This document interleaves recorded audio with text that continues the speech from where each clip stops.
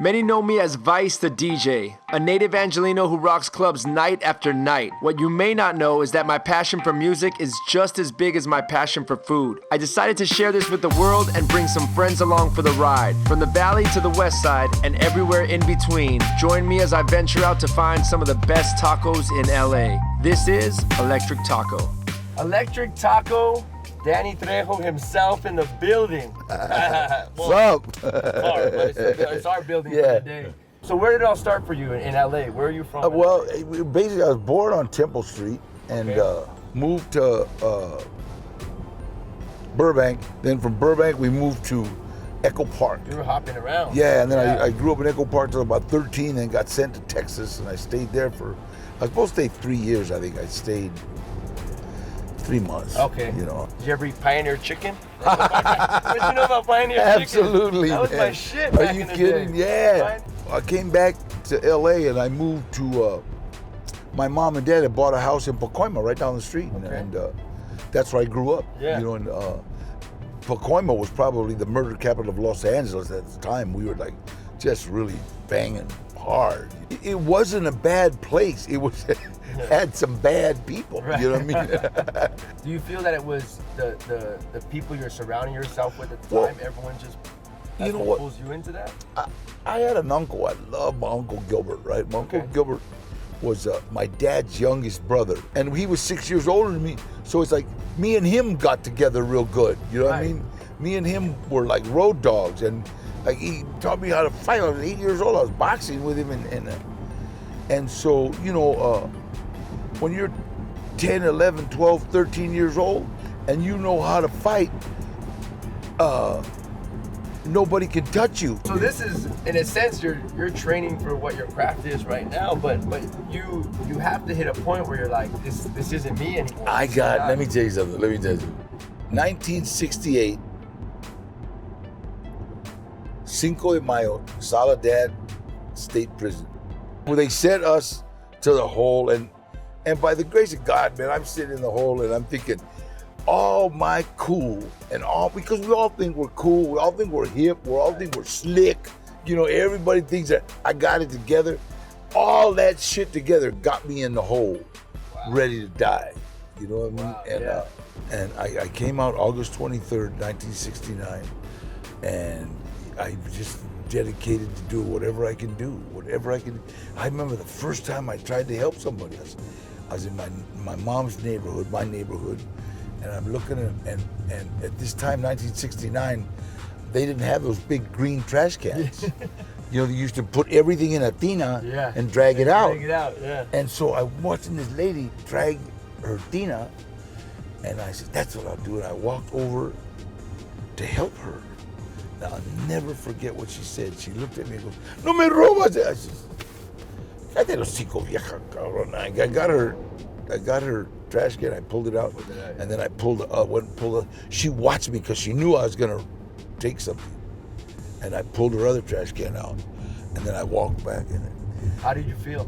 You know what, I felt embarrassed and I didn't know what I was doing, but it was like, she just stared at me, you know, didn't thank me, nothing, just stared at me, you know, she wondered what the hell I was plotting, you know. And that's what I started doing. The old people in my mom's neighborhood, I just started taking out their trash before trash day, you know. Everything good that has happened to me has happened as a direct result of helping someone else. Yeah. Everything. That's a powerful thing to say. That is, and it's true to this day. Just the way it is. Well, I gotta show you one thing while you're showing me this.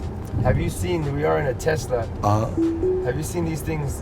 Oh God, don't start those shit homes. They drive themselves now. We don't have to drive them until the things go wrong, right? Yeah. Look at that. Yeah. Till the wipers start. Yeah, right. People wonder, how did you get into the film industry? I get a call from this kid that says, hey, I'm having a lot of problems trying to stay clean, because I'm clean, sober. I'm in a 12-step program, you know. And well, come on over. He's like, I can't. I'm always 11 o'clock at night. I'm working, man. I was okay, so I went down to, it was the movie set of a movie called Runaway Train, John Voight and Eric Roberts. I walked on that movie set, and the first day I walked on, this guy says, "Hey, do you want to be in this movie?" I said, "What do you got to do?" He says, "You want to be an extra?" An extra what? He says, "Can you act like a convict?" And I thought, clue who you I are. thought, well, yeah, I'll give it a shot. You know what I mean? Fuck, I've been in every joint in the state. I take off my shirt and I got that big tattoo on my chest. And I'll never forget it. Little Gabachito goes, "Wait a minute." It goes like this.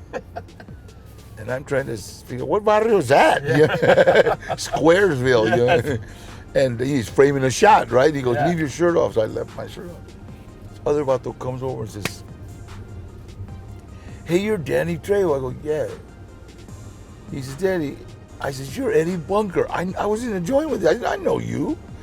And he says, "Are you still boxing?" I go, "Nah, I train. You know, we need somebody to train one of the actors how to box." I said, "What's it pay?" Because they were going to give me $50 for acting like a convict. Yeah. He says, $320 a day. That's big money. That's big in money. 1985. I said, $320 a day? How bad you want this guy beat up? How many days you want me to beat him up? I didn't understand that $320 a day. Yeah. It's only going to take me 4 minutes to kick his ass. Yeah. I started training Eric Roberts how to box for the movie Runaway Train. Wow.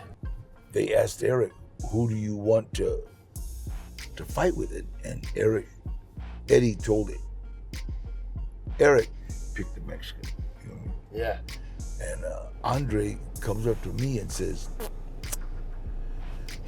real aristocratic, because he talked like this. He goes, "You be in movie. You fight Eric in movie. And you be my friend." I'll never forget that. And then he leans over and he kisses me on one cheek, kisses me on the other cheek, and walks away. I told Eddie, "Look, Eddie, I'm gonna train the kid for $320 a day, but if I'm gonna be kissing that viejo, I want some more money." No, he's European. Yeah, that's what they do. But at this point, I don't fucking like kissing me on a. Yeah. So at this point, are you like, I'm an actor now?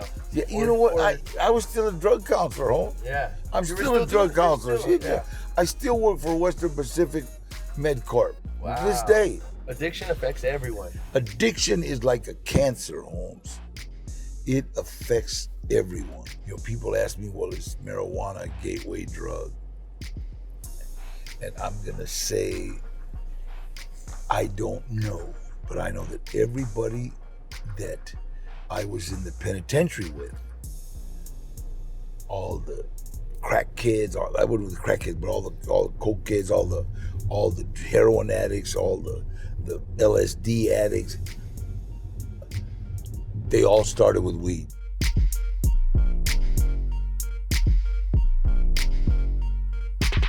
Well, let's get some tacos. Let's do it. All right, brother. I don't know if they know how to drive a Tesla. What's up, hey? You know how to drive an electric home?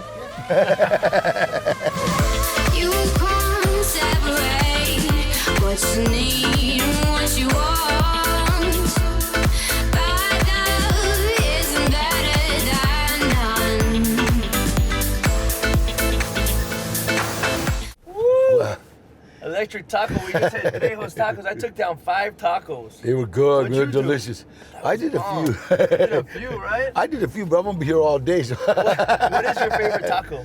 You know what? I love the brisket. I love Brisket? the brisket. And then, don't tell anybody, but the tofu tacos are really good. I had. So You know what? My mom was a great cook, Yeah. and that's how I got into this. She always wanted to open a restaurant, but with the 50s, Yeah. and that's when the man worked. And every time she would talk about a restaurant, I traemos un cocina ahí, One of my favorites is Blood In, Blood Out. Yeah. Is that one of was your fun. favorites? Or It's so funny because I go like this in the movie. I go like this, boom, boom, boom, like that. Yeah. And all them little chuli, wait, what's that mean? It means do good in school. So to wrap this up, what is your advice? You've had an amazing career and it doesn't seem to even be slowing down. The biggest thing I say is that it doesn't matter where you start. It doesn't matter how many times you get knocked down. It matters when you get up. Yeah. And I personally I would rather shoot for the moon and miss than aim for the gutter and make it. Right. You know, so don't let nobody tell you can't do it, man. And especially our young Chicanos, they're told so many times, well, you can't make it, you're second class, blah, blah, blah. And it's like, man, are you kidding? We got senators, man. We've got brilliant people. We've got teachers, you know, that are Hispanic, that have come out of neighborhoods just like ours. Yeah. So don't tell anybody that, you know, that all you can be is a laborer or a lookout for the man. You know what I mean? No. Hey, well, I thank you for your time, God brother. bless you, man. I'll be seeing you again, homie. Yo, for sure. We might have to do part 2. I get Trejos, hungry quick, bro. Trejos Tacos, Cahuenga. And Hollywood, is that where it's No, in between Hollywood and Sunset, right on the corner of Selma and Cahuenga. So we'll do a part 2 then. Oh, yeah, next we'll do month. a part 2. All right. Trejo, I appreciate your time, brother. God Much bless. respect. Peace.